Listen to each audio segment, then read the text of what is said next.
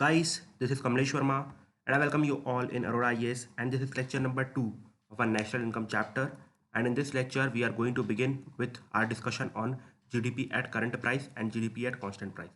पिछले लेक्चर में हमने GDP को अच्छे से समझा. It took me around 25 minutes to explain this, and I have also explained market price and factor cost. ठीक है, सब्सिडी कैसे दी जाती है, और ये फॉर्मूला मैंने थोड़ा सा आपको रटने के लिए बोल दिया था, जो कि आई थिंक आपने अभी तक रट लिया होगा. वैसे भी रटने के लिए कुछ था नहीं.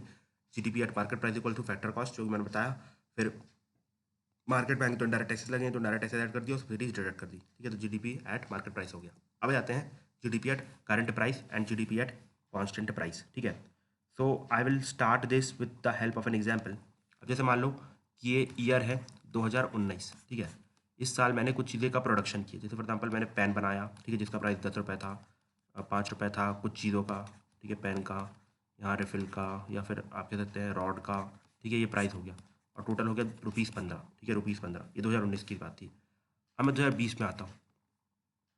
ये 2020 में आता हूँ मैं, और 2020 में यहाँ पर मैंने फिर से भाई 10 रुपये की रॉड बनाई और पेन बनाया भाई 5 रुपये का. लेकिन इस बार जो प्राइस दिख रहा है वो मुझे प्राइस 18 रुपये दिखाई दे रहा है 2020 में इन सब चीज़ों का. तो कैन एनीवन टेल मी कि भाई ये प्राइस एकदम से 15 से 18 कैसे हो गया? मैंने सेम चीज़ें सेम प्राइस पे बनाई, फिर भी बढ़ क्यों गया? रीज़न इज़ वेरी सिंपल भाई. मैंने बताया था क्या? इन्फ्लेशन. क्या हो गया? इन्फ्लेशन. ठीक है, तो इन शॉर्ट आप कह सकते हैं क्या यहाँ पर प्रोडक्शन बढ़ा है? क्या प्रोडक्शन बढ़ा है? मैंने एक ही रॉड प्रोड्यूस की 10 रुपये की, एक ही मैं प्रोड्यूस किया 5 रुपये का, एक ही पेन इस 2020 में भी 10 रुपये की, मतलब एक ही रॉड 10 रुपये की प्रोड्यूस की, एक ही पेन यहाँ पर 5 रुपये का प्रोड्यूस किया. तो यहाँ पर क्या प्रोडक्शन बढ़ा? बट फिर भी प्राइस बढ़ गया कि नहीं बढ़ गया? प्राइस बढ़ा कि नहीं बढ़ा? बढ़ गया ना. हाँ, तो यहाँ पर जो प्राइस बढ़ा इन्फ्लेशन की वजह से बढ़ा. प्राइस जो बढ़ा इन्फ्लेशन की वजह से बढ़ा.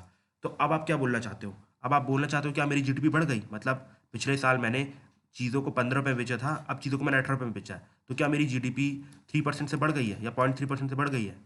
बिल्कुल भी नहीं, बिकॉज प्रोडक्शन तो बढ़ा ही नहीं है. मैंने जीडीपी का मतलब क्या बताया था कि भाई जीडीपी का मतलब होता है प्रोडक्शन का बढ़ना. जीडीपी का मतलब प्रोडक्शन बढ़ना, लेकिन मैं प्रोडक्शन तो बढ़ा ही नहीं है. तो इसी चीज़ को बोलते हैं जीडीपी एट करंट प्राइस. मतलब ये कि भाई यहाँ पर हम क्या कर रहे हैं, आपका प्रोडक्शन एक्चुअल में नहीं बढ़ा. ठीक है, आपका प्रोडक्शन एक्चुअल में नहीं बढ़ा, सिर्फ इन्फ्लेशन की वजह से. सिर्फ इन्फ्लेशन की वजह से आपका प्राइस बढ़ गया, जिसकी वजह से आपको लग रहा है कि आपकी जीडीपी बढ़ गई. इन शॉर्ट आपका प्रोडक्शन तो भैया बढ़ा ही नहीं है. प्रोडक्शन तो उतना का उतना ही रह गया है. प्रोडक्शन उतना का उतना ही रह गया है. ठीक है, तो इसको कहा जाता है जीडीपी एट करंट प्राइस या नॉमिनल जीडीपी. अब समझा इसे नॉमिनल जीडीपी क्यों बोलते हैं? This is the reason. अब हम आते हैं जीडीपी एट कॉन्स्टेंट प्राइस. अब हम आते हैं जीडीपी एट कॉन्स्टेंट प्राइस. हमारा 2021 का साल आ गया. ठीक है, 2021 का साल आ गया. अब ये रॉड जो थी, ये यहाँ पर मैंने 2 रॉड प्रोड्यूस की. अब यहाँ पर मैंने 3 पेन प्रोड्यूस किए. तो क्या एज कंपेयर टू 29 मेरी जीडीपी 2021 में बढ़ी है? अब यहाँ पर भी मान लो प्राइस हो गया ₹18. ठीक है, 2020 में भी प्राइस 18 था, लेकिन इस टाइम पे कुछ भी प्रोडक्शन नहीं बढ़ा था, लेकिन इन्फ्लेशन के मत्थे मेरी जो प्राइस था वो बढ़ता हुआ दिखाई दे रहा था. और हमारे मोदी साहब देश में ढिंढोरा पीट रहे थे, भैया हमारी जीडीपी बढ़ गई, लेकिन एक्चुअल में ऐसा हुआ नहीं था. वो इन्फ्लेशन की वजह से ऐसा हुआ था. लेकिन 2021 में अब मोदी जी को सामने समझ में थोड़ी बहुत चीज़ें समझ में आ गई थी. उसके बाद उनको समझ में अच्छा, इस बार 2 रॉड और 3 पेन प्रोड्यूस हुए, मतलब एज कम्पेयर टू 2019 हमारे यहाँ प्रोडक्शन बढ़ा है. अब इस बार आप कह सकते हैं हमारा जीडीपी बढ़ी है, बिकॉज हमारा प्रोडक्शन बढ़ा है. समझ में आया जीडीपी एट करेंट प्राइस और जीडीपी एट कॉन्स्टेंट प्राइस में डिफरेंस क्या होता है? I think it is clear now कि भाई जब हम इन्फ्लेशन का इम्पैक्ट डाल देते हैं जीडीपी को कैलकुलेट करने में, तो उसको हम बोलते हैं करंट प्राइस में. ठीक है, जैसे ही हम इन्फ्लेशन का इम्पैक्ट जीडीपी को कैलकुलेट करने में निकाल देते हैं, उसको हम कहते हैं जीडीपी एट कॉन्स्टेंट प्राइस. ठीक है, तो I think now it is clear, no need to explain it more. Okay, done ना? Okay, thank you. अब हम आते हैं ग्रॉस नेशनल प्रोडक्ट पे. ठीक है, अब हम आते हैं ग्रॉस नेशनल प्रोडक्ट पे. भाई ग्रॉस नेशनल प्रोडक्ट क्या होता है? देखो, ग्रॉस नेशनल प्रोडक्ट, अच्छा जीएनपी और जीडीपी, कुछ डिफरेंस समझ में आ रहा है दोनों वर्ड में? हाँ, डी और एन में डिफरेंस है बस, बाकी और सब सेम है. हाँ, वेरी गुड. ठीक है, देखो सिंपल सी बात है. मैंने जीडीपी का क्या मतलब बताया था? मतलब हमारे सामने एक टेरिटरी है. ठीक है, और यहाँ पर इंडियन कंपनी भी है, यहाँ पर फॉरेन की कंपनी भी है. ये लोग बाउंड्री के अंदर हर साल प्रोडक्शन कर रहे हैं और 1 साल का अपन निकाल रहे हैं, तो इसको जीडीपी कह दिया मैंने. ठीक है, मैंने कह दिया जीडीपी है. लेकिन अब मैं बोलना चाहता हूँ कि भाई मैं सिर्फ ये जानना चाहता हूँ कि पूरे वर्ल्ड में, मतलब अब पूरा जो वर्ल्ड है, मेरा पूरा जो ग्लोब है, जिसमें अमेरिका भी है, साउथ अमेरिका भी है, यूरोप भी है, चाइना भी है, रशिया भी है, तो अब पूरे वर्ल्ड में जो इंडियन नेशनल्स हैं, मतलब जो इंडियंस हैं, अब सिंपल सी बात है, इंडियन सिर्फ इंडिया में तो रहते नहीं हैं, अमेरिका में भी रहते हैं, यूएस में भी रहते, मतलब यूएस में भी रहते हैं, यूके में भी रहते हैं, जगह जगह रहते हैं. ठीक है, तो अब ये बताओ भाई इंडियन नेशनल्स पूरे वर्ल्ड में कितना प्रोडक्शन कर रहा है, ये बात मेरे को बस बता दो आप। ठीक है, तो इस चीज़ को हम क्या कहते हैं, जीएनपी। अगर मैं बात कर रहा हूँ कि नेशनलिस्ट कितना प्रोडक्शन कर रहे हैं, अभी तक मैंने क्या कहा था, जीडीपी में क्या कहा था कि भैया आपकी बाउंड्री के अंदर, मतलब इंडिया की बाउंड्री के अंदर कितना प्रोडक्शन हो रहा है, that is called as GDP.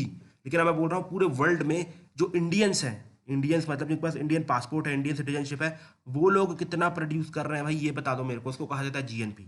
दोनों डिफरेंस समझ में आ गया? समझ में आया? जीडीपी मतलब टेरिटरी के अंदर कितना हो रहा है, जीएनपी मतलब कि भाई आप, जीएनपी का मतलब होता है कि पूरे इंडियन नेशनल कितना प्रोड्यूस कर रहा है। ठीक है, कितना प्रोड्यूस कर रहा है, मतलब वहां पर अगर आप देखोगे, अगर आप जीडीपी में देखो तो फोकस था कि where it is produced, GDP में फोकस था where it is produced, GNP में फोकस है who is producing, who is producing. ठीक है, हु इज प्रोड्यूसिंग। समझ में आया? तो अब इसको कैलकुलेट करने का, अच्छा उससे पहले एक चीज़ और ये बता दो कि भाई जो एम्बेसीज होती है, जैसे पाकिस्तानी एम्बेसी हमारे यहाँ पर है, यूएस की एम्बेसी है, यूके की एम्बेसी है, तो क्या उसमें अगर मान लो कोई लोगों ने कल फैक्ट्री डाल दी, कल उन्होंने मान लो फैक्ट्री डाल दी, तो उसका प्रोडक्शन हम जीडीपी में डालेंगे कि जीएनपी में डालेंगे? बता दो भाई जल्दी से कमेंट में। ठीक है, तो किसने किसने लिखा है कि भैया जो एम्बेसी का जो प्रोडक्शन है, जैसे मान लो कि हमारे पास दिल्ली में है ना कि पाकिस्तान की एम्बेसी है, इंडिया की मतलब जो यूके की एम्बेसी है, यूएस की एम्बेसी है, इसका प्रोडक्शन कहाँ जाएगा?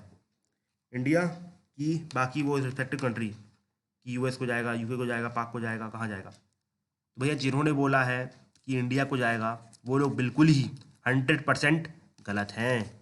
असली आंसर होगा पाक। बिकॉज आपको बता दूं, आपके यहाँ पर जो भी एम्बेसीज होती हैं, ठीक है, एम्बेसीज होती है, they are treated as foreign territories, उनको हम फॉरेन टेरिटरीज ट्रीट करते हैं। अगर आप वहाँ पर देखोगे, उनके यहाँ पर उनकी खुद की पर्सनल गार्ड होती है जो एम्बेसीज को सर्व करती है, उनको खुद को सेव करती है। उन और जो भी पाकिस्तानी लॉज रहते हैं वो सब वहाँ पर उनकी एम्बेसीज में चलते हैं, मतलब फॉर यूके एम्बेसी में यूके के लॉज चलेंगे। तो इन शॉर्ट इसको मत भूला, जो एम्बेसीज है उनको हम जीडीपी में कैलकुलेट नहीं करते हैं, जीडीपी में कैलकुलेट नहीं कर सकते हैं, बिकॉज वो फॉरेन टेरिटरी है हमारे घर के अंदर।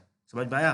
बल्कि ये जो एम्बेसी है वो पाकिस्तान अपनी जीएनपी में कैलकुलेट करेगा। जैसे फॉर एग्जाम्पल हमारी एम्बेसी भी कहाँ पर है, यूएस में है, यूके में है। ठीक है, जब हम अपनी जीएनपी कैलकुलेट करेंगे और मान लो यूएस और यूके वालों में, मतलब हमारी फैक्ट्री में यहाँ पर अंदर कोई हमने टाटा की फैक्ट्री डाल दी है, तो इसका जो प्रोडक्शन होगा वो हम अपने घर पे इंक्लूड करेंगे। दो अगर आप देखो एम्बेसी तो यूएस के अंदर आ रही है, बट फिर भी ये नेशनल के द्वारा प्रोड्यूस की जा रही है, इसलिए हमारे जीएनपी में कैलकुलेट होगी। ठीक है, तो एम्बेसी का ध्यान रखना। आई थिंक क्लियर हो गया एम्बेसी का, कि embassy is a foreign territory.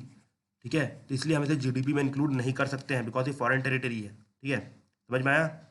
Okay, very good. अब देखो किस तरीके से हम जीएनपी को कैलकुलेट कर सकते हैं, किस तरीके से हम जीएनपी को कैलकुलेट कर सकते हैं। सिंपल सी बात है भाई, हमें बस ये देखना है कि ये देखो यहाँ पर आपको समझ में आएगा जीएनपी को कैसे कैलकुलेट किया जाता है। आपने जीडीपी कैलकुलेट कर ली है, ठीक है, आपने जीडीपी कैलकुलेट कर ली है। अब जीडीपी में आपको क्या करना है, जो भी आउटफ्लोज है, मतलब जो भी बाहर की तरफ इनकम जा रही है, जैसे फॉर एग्जाम्पल अब जो टेस्ला यहाँ पर कमा रही है, उसका जो भी प्रोडक्शन का पैसा है, दो दो टैक्स हमारे यहाँ का, टैक्स की हम बात ही नहीं कर रहे हैं, लेकिन जो भी प्रॉफिट है वो तो दोबारा यूएस जाएगा। ठीक है, अब मान लो ऐसे ही यूके में टाटा साहब की कंपनी है, अब टाटा साहब जो भी प्रोडक्शन कर रहे हैं वो सब पैसा इंडिया में लेके आएंगे। ठीक है, तो हमें क्या करना है, हमें सिर्फ और सिर्फ जो आउटफ्लोज हो रहे हैं टेस्ला की तरफ से उनको हटा देना है, और जो टाटा की तरफ से इनफ्लोज हो रहा है उनको जोड़ देना है। In short you will reach at GNP. मतलब आपको जीडीपी में सिर्फ दो चेंजेस करने हैं, जो भी इनफ्लोज आ रहे हैं, मतलब जो भी इंडियन कंपनीज बाहर प्रोड्यूस कर रही है उनको हम अपनी जीडीपी में जोड़ देंगे, और जो भी फॉरेन कंपनीज इंडिया में बैठ के प्रोड्यूस कर रही है उनको लात मार के निकाल देंगे। ठीक है, in short we will come at GNP. ठीक है, जीएनपी समझ में आया? आई थिंक आपको जीडीपी कैलकुलेट करना आ गया है, जीएनपी कैलकुलेट करना आ गया है, और ये सब चीज़ समझ में आ गई है। ठीक है, अब एक और चीज़ आती है कि भाई ये, अब मैं आपको नेशनल इनकम का डेफिनेशन बताता हूँ। आपको एक चीज़ और बता दूँ, नेशनल इनकम, आपको जो नेशनल इनकम का मतलब है आपको रटना पड़ेगा। ठीक है, यहाँ पर कोई हेल्प नहीं होने वाली है, इसको रटना पड़ेगा। नेशनल इनकम मतलब एनएनपी एट फैक्टर कॉस्ट। ठीक है, NNP at factor cost is called as national income. ठीक है, NNP at factor cost is called as national income. समझ में आया? इसको रट लो भाई, इसमें मैं हेल्प नहीं करने वाला हूँ। ठीक है, though I can explain you but it will take around 30 to 40 minutes। If you want तो I will make a separate video, no issue. But सबसे अच्छा बता रहा हूँ, टाइम वेस्ट मत करो, क्वेश्चन नहीं आने वाला है। इसको रट लो, एनएनपी एट फैक्टर कॉस्ट। ठीक है, एनएनपी एट फैक्टर कॉस्ट मतलब होता है नेशनल इनकम। मतलब हमें अगर अपनी देश की इनकम निकालने कोई पूछे भाई हमारे देश की नेशनल इनकम कैसे निकलेगी, तो बोल देना एनएनपी एट फैक्टर कॉस्ट। अभी एनएनपी क्या होता है, फैक्टर कॉस्ट समझ में आ गया कि भाई फैक्टर्स प्रोडक्शन। ठीक है, सेम आपको पता ही है चार चीज़ें। ठीक है, अभी कुछ चेंजेस भी हो जीडीपी सीरीज में, वो भी बताऊंगा, don't worry. NNP at factor cost, ठीक है। तो एनएनपी क्या होता है? NNP you can take out from GNP, ठीक है। देखो आपको बता दूं नेट कैसे आता है, आपको ये तो पता है ना कि जीएनपी का फुल फॉर्म क्या है, ग्रॉस नेशनल प्रोडक्ट, ठीक है। और यहाँ एनएनपी का मतलब क्या है? एनएनपी का मतलब है net net net net national product, मतलब नेशनल प्रोडक्ट सेम है, बस हमें एक ग्रॉस को एन पे कन्वर्ट कर देना है, मतलब ग्रॉस से हमें नेट पे लेके आना है। अगर आपको ग्रॉस से नेट पे आना है तो आपको सिर्फ और सिर्फ डेप्रिसिएशन माइनस कर देना है। अगर आप जीएनपी से, जैसे फॉर एग्जांपल आपने जीडीपी कैलकुलेट कर ली, मैंने बताया जीडीपी कैसे कैलकुलेट किया आपने, जो फाइनल वैल्यूज ब्ला ब्ला दुनिया भर की चीज़ें।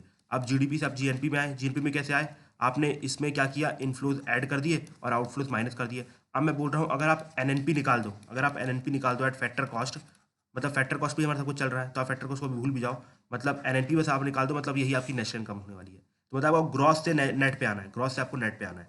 तो मैंने ये बोला है कि भैया अगर आप जीएनपी, मतलब अगर आप जीएनपी से अगर डेप्रिसिएशन माइनस कर दो तो आप ऑटोमेटिकली नेट पे आ जाओगे, मतलब ग्रॉस से नेट पे आ जाओगे, ठीक है। आपको ग्रॉस और नेट में डिफरेंस पता है? तो ग्रॉस मतलब वो होता है जो आपको क्रूड फॉर्म में इनकम मिलती है, क्रूड फॉर्म में इनकम मिलती है। तो फॉर एग्जांपल आपकी सैलरी मान लीजिए 60,000 रुपये है, ठीक है, आपकी सैलरी मान लीजिए 60,000 रुपये है, लेकिन क्या पूरे आप 60,000 रुपये यूज़ करने वाले हो, पूरे 60,000 खर्चा करने वाले हो अपनी चीज़ों पर? नहीं, आप पूरे 60,000 खर्च नहीं कर सकते। क्यों? बिकॉज मान लो यहाँ पर आपका 12% के हिसाब से कुछ ईपीएफ कटेगा, फिर आपने कुछ पॉलिसीज ली होगी उसका 2-3% कटेगा, फिर आपका कुछ टैक्स होगा वो कटेगा, अल्टीमेटली ऐसा जोड़ करके आपके पास 45,000 की इनकम बन के निकल के आएगी, तो आप इसको यूज़ करोगे। तो ये थी ग्रॉस इनकम, ये है नेट इनकम, मतलब सब कुछ बिल्कुल समझ रहे हो ना कि बिल्कुल एक्चुअल प्रॉफिट कितना हो रहा है। अगर मैं बाकी चीज़ों को निकाल दूँ तो एक्चुअल प्रॉफिट कितना हो रहा है, तो यहीं पर भी हम यही करने वाले हैं। अगर हमें एक्चुअल प्रॉफिट निकालना है तो हमें डेप्रिसिएशन माइनस करना पड़ेगा। अब डेप्रिसिएशन होता क्या भैया? डेप्रिसिएशन मतलब देखो, अगर कोई भी आप टूल्स लेते हो, आप कोई भी मशीन लेते हो, फॉर एग्जाम्पल अगर मैंने लैपटॉप लिया, ठीक है, मैं लगातार इसे यूज़ कर रहा हूँ, तो ऐसा तो है नहीं है कि ये इससे सेम इफिशियंसी से काम करेगा। जब शुरू में आया होगा तो थोड़ा तेज काम करता होगा, लेकिन अब धीरे धीरे इसकी टाइम के साथ इसकी जो स्पीड है कम होती जा रही होगी, ठीक है। साथ ही साथ अगर आप देखो तो जैसे बहुत सारी चीज़ें जैसे मशीन्स रहती है फैक्ट्रीज में, ठीक है, शुरू में बहुत तेज तेज काम करती है, धीरे धीरे उनको सर्विसिंग की ज़रूरत पड़ती है या ख़राब होने लगती है, तो अल्टीमेटली जो वियर एंड टीयर हो रहा है मशीन में, जो वियर एंड टीयर हो रहा है, मतलब जो ख़राब हो रही है, तो उसे हम डेप्रिसिएशन बोलते हैं, उसे हम डेप्रिसिएशन बोलते हैं, ठीक है। उसे क्या बोलते हैं हम? डेप्रिसिएशन, मतलब wear and tear is known as depreciation, जो मशीन में खराबी आ रही है। तो अगर आपको ग्रॉस से, जैसे जीएनपी तो आपने निकाल ली कि भाई ग्रॉस नेशनल प्रोडक्ट मेरा इतना आ गया जीडीपी के दम पे, ठीक है, लेकिन आप ये बताओ उस मशीन को भी कुछ लॉस पहुंचा ना। अब इतना सारा प्रोडक्शन हुआ हर जगह, फॉर एग्जांपल टाटा ने अपनी ये कार प्रोड्यूस की, लेकिन उसमें जो मशीन यूज़ की उसका लॉस हुआ कि नहीं हुआ? तो हमें अगर नेट पे आना है, बिल्कुल नेट पे आना, बिकॉज देखो जैसे गवर्नमेंट है हमारी, जो इनकम कैलकुलेट करती है, जैसे टैक्स के बाद कैलकुलेट करती है कि भाई हाँ इतना इनकम है तो ये है, तो हमें भी गवर्नमेंट का कुछ डिडक्ट करना पड़ेगा, तो हम यहाँ पर डेप्रिसिएशन डिडक्ट करते हैं। क्या करते हैं? डेप्रिसिएशन को डिडक्ट कर देते हैं, मतलब जो भी वीआर एंड टीआर है उसको हटा देते हैं, और उसके बाद जो बचता है, उसको हम बोलते हैं NNP, NNP at factor cost, इसी को हम बोलते हैं नेशनल इनकम, ठीक है। तो I think now it is clear, depreciation समझ में आया। और डेप्रिसिएशन क्यों कैलकुलेट किया था? बिकॉज वियर एंड टीयर होगा, ठीक है। जैसे फॉर एग्जाम्पल आज से मान लो 1947 में इंडिया ने अपनी जो भी फैक्ट्री थी नई नई स्टैब्लिश की थी, नई नई सब सामान लगे थे, लेकिन आज वो सब सामान पुराने हो गए हैं। तो इन शॉर्ट भाई, अब कल उसको बदलोगे ना, कल उसको बदलोगे या फिर आज ही बदलोगे तो उसमें कुछ पैसा जाएगा, तो हम उसको अपनी नेशनल इनकम में कैलकुलेट नहीं कर सकते, उसको हटाना पड़ेगा उन पैसे को। जैसे फॉर एग्जाम्पल हमने रोलकेला फैक्ट्री स्टैब्लिश की 1952 के आसपास, ठीक है, 52 के आसपास, उसमें हमने आयरन स्टील फैक्ट्री थी, ठीक है, अब वो चल रही थी आयरन स्टील फैक्ट्री।